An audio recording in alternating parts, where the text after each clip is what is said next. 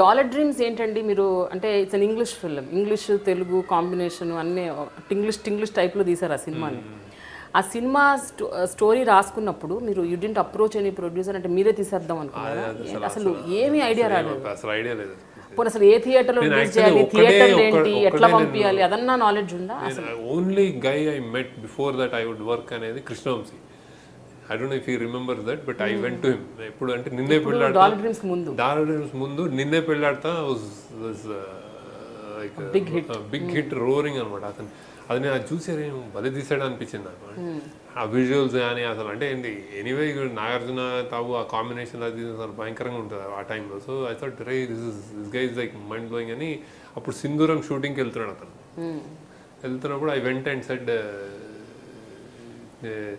కలిసి నేను ఇట్లా ఎంఎఫ్ఐ చేశాను, అడిసి చేశాను అంటే, సింధూరం మేము ఏదో గోదావరి దగ్గర వెళ్తున్నాం, ఆల్రెడీ 5-6 అసిస్టెంట్స్ ఉన్నారు, I can't put a burden, నేను ట్రావెల్ ఇదంతా చేయలేను, సమ్ అదర్ టైం అన్నాడు. అంటే ఓకే అన్నాను. కానీ the only guy I saw was him basically.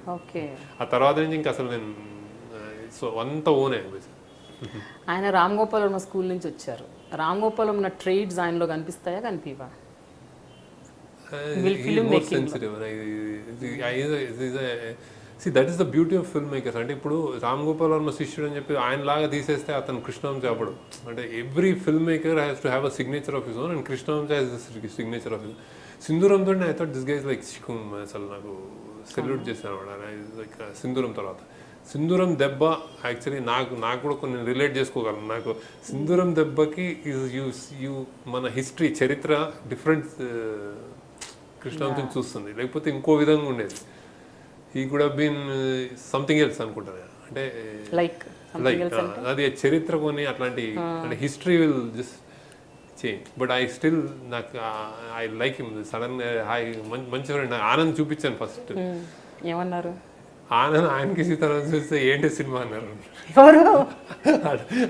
అదే కృష్ణవంశీ అంటే double power. Anand is like 3.5 hours film.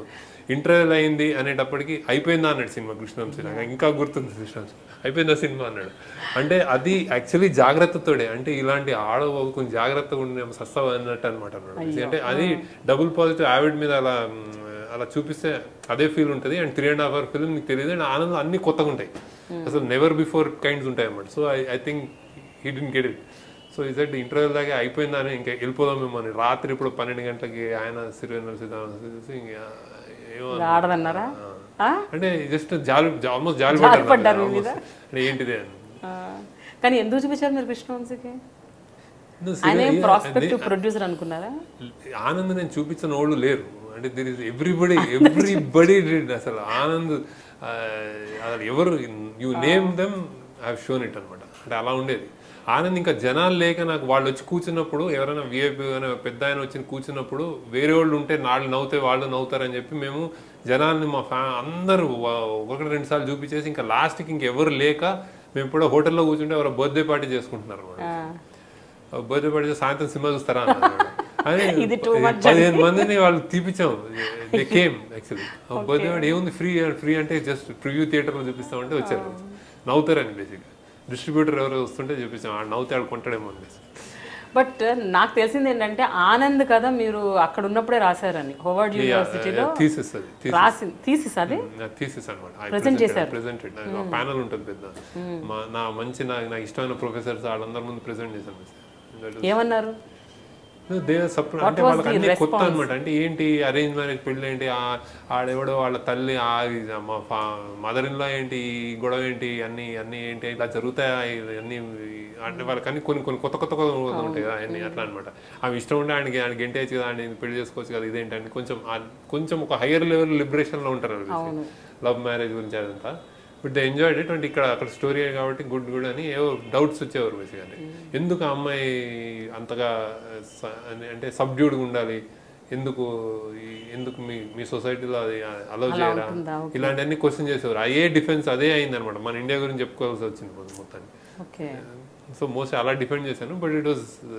But key ఒక ఆస్పెక్ట్ వాజ్ నాట్ దేర్. ఆ చీరది ఇక్కడికి వచ్చిన తర్వాత రాశాను యాక్చువల్లీ. చీర కోసం అని పెళ్లి రిజెక్ట్ చేస్తుంది. దట్ ఈస్ అది ఆనంద్, అది డిఫైనింగ్ మూమెంట్. కానీ మీకు అనిపించలేదా శేఖర్ గారు అది రాస్తున్నప్పుడు, అంటే ఇంత ట్రివియల్ ఇష్యూ ఇది, దీనికోసం ఒక ఆడపిల్ల అనిపించింది పెళ్లిని వద్దనుకుంటుందా? అనిపించింది, చాలా అనిపించింది. అంటే నేను దానికి ఆల్టర్నేటివ్ ఏంటంటే, ఒక క్లీషేడ్ అన్ని సినిమాలు పాత సినిమాలో చూసిన ఏంటంటే, ఆ మొగుడు ఎవడన్నా ఒక అమ్మాయి కడుపుతో పొట్టతో వచ్చేసి నేను ప్రెగ్నెంట్, నన్ను మోసం చేసామని అంటారు. అలాంటి టైమ్స్ అది. అలాంటిది ఏదైనా మెకానిజం పెడితే ఈమె నేను చేసుకుని అనొచ్చు కదా.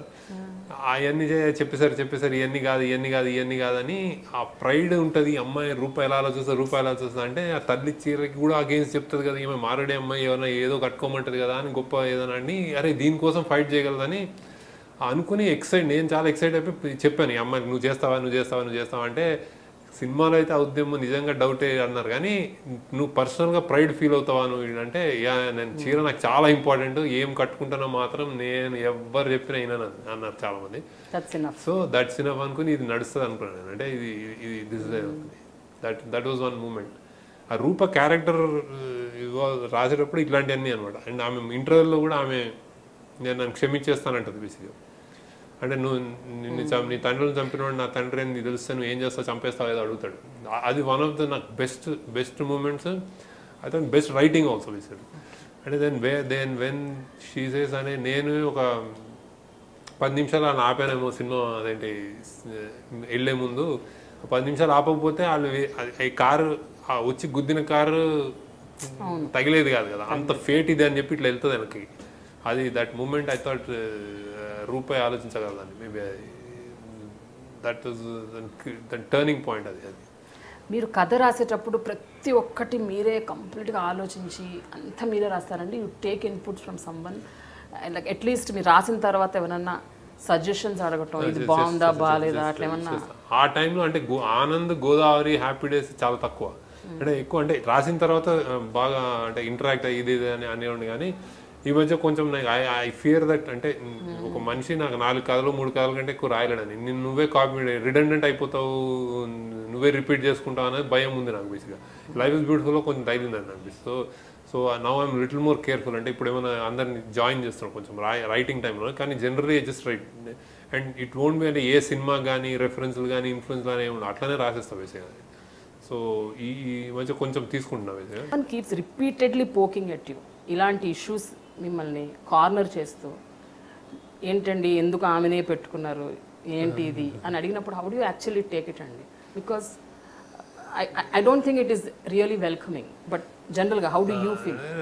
అంటే లైక్ మీడియా దీస్ డేస్ ఇంకా నేను అంటే కొంచెం ఇంకా ఇక్కడ ఈ ఇండస్ట్రీలో ఉంటే you have to live with this media. And media is actually has decided that like bad films, ఇప్పుడు ఫిలిం నేను ఇదే తీస్తాను ఇదే చూస్తాను అని చెప్పేవాళ్ళ అని media has decided that this is what cells.